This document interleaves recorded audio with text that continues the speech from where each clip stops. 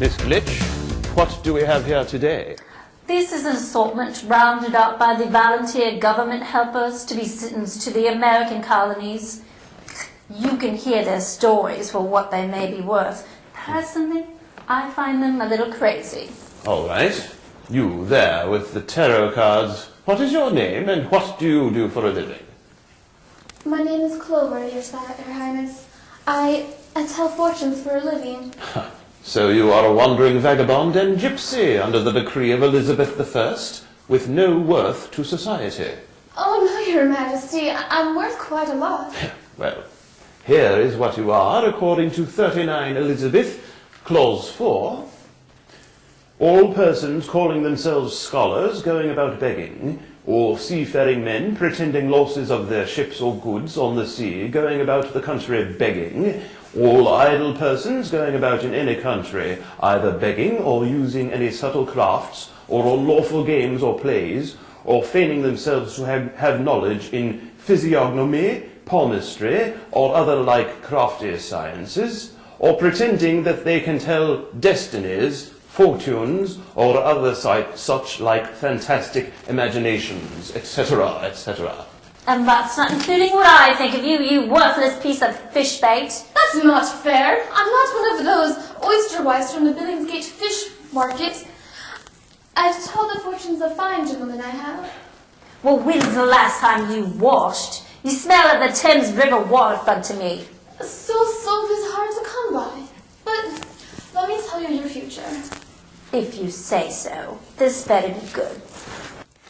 These cards represent your past, your present, and your future. These cards lead up to your destiny. Pick that card up.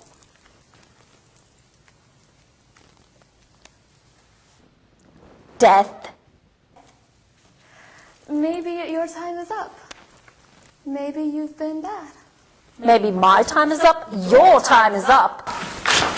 Clover, you are sentenced to transportation. Take her away with that and put her on the next boat to Virginia. When Irish eyes are smiling, the shirt is like a morning spring.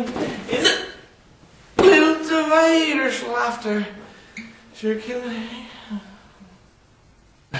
Now, who are you? My name is Aaron Malarkey. And where are you from? I'd rather know where I'm going. I'm from Limerick and Tipperary and Kerry and Cork and Kilkenny. That's Ireland to you. Then you are a wandering rogue and vagabond. How did you get here?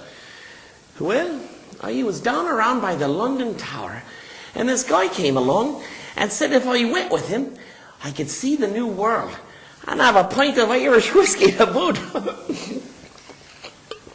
So I went with him.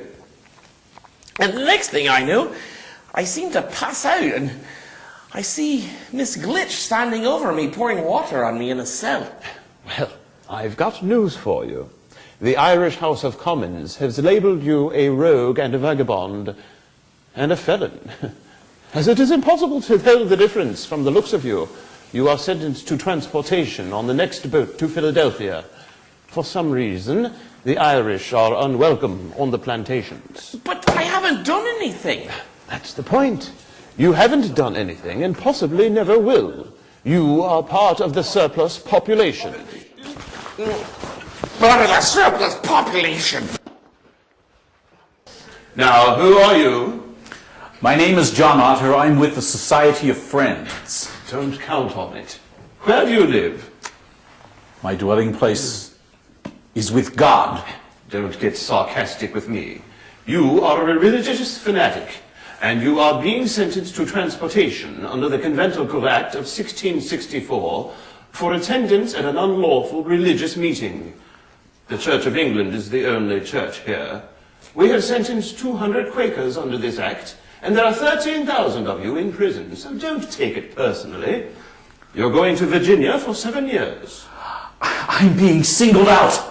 May I read something from the book of Scriptures? This is from Matthew chapter 10. And when he had called unto him his 12 disciples, he gave them power against unclean spirits to cast them out and to heal all manner of sickness and all manner of disease. But go rather to the lost sheep of the house of Israel, and as ye go, preach, saying, the kingdom of heaven is at hand. Heal the sick, cleanse the lepers, raise the dead, cast out devils. Freely have ye received, freely give. This is terrible. I'm a religious scholar and I'm getting 7 years? These Quakers are a threat. If you let him stay here, he'll stand on the street corner and preach against the government. The 7 years is to ensure that you don't return and take up arms against England. Or should I make it 14? So I'm being made a martyr too? Miss Glitch, take him away. If you want to be burned at the stake, it can be arranged.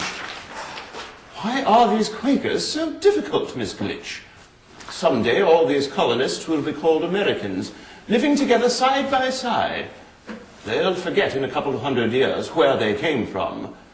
Let them work out their own differences and see if they can get along without a king. Well, let's call it a day. This is Lord Heavyweather, June 15th, 1685, saying good afternoon. Volumes 1 through 10, On the Road to the Abolition of Slavery.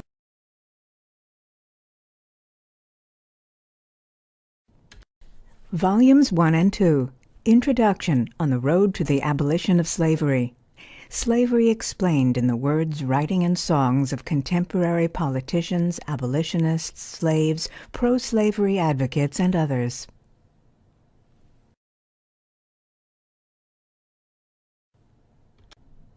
Volume 3, Politics, On the Road to the Abolition of Slavery. The Institution of Slavery and How It Was Written into the U.S. Constitution. Volume 4, Heroes and Heroines, On the Road to the Abolition of Slavery. Liberated from the shackles of slavery, countless slaves made extraordinary contributions to society. Volume 5, Obstacles, On the Road to the Abolition of Slavery.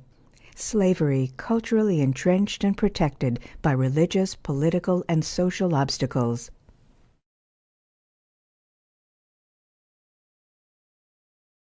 Volume 6, Martyrs, On the Road to the Abolition of Slavery. People black and white gave their lives in the fight for freedom from slavery.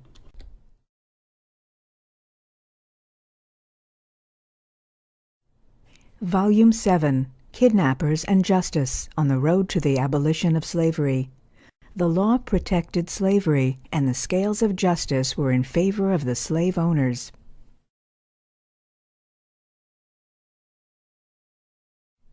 Harriet Beecher Stowe, The Evil of Slavery. Stowe reveals the people and the conditions that inspired her explosive novel about slavery and life in the South. Volume 8, The Legacy of What Slavery Left Behind.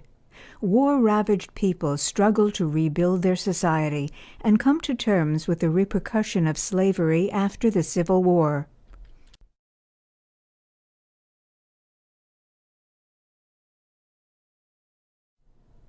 Volume 9, Those Dedicated Angels, On the Road to the Abolition of Slavery. Recognizing the work of 12 abolitionists whose extraordinary dedication helped to free the enslaved, these are the people who fought for a higher standard of mankind.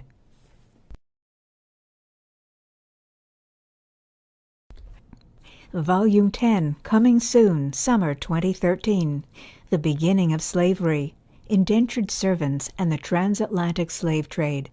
Colonial plantations needed labor, more orphans, loose women, convicts, and Quakers than the Old World could send as indentured servants. So the colonists looked to Africa, and the transatlantic slave trade thrived for 450 years.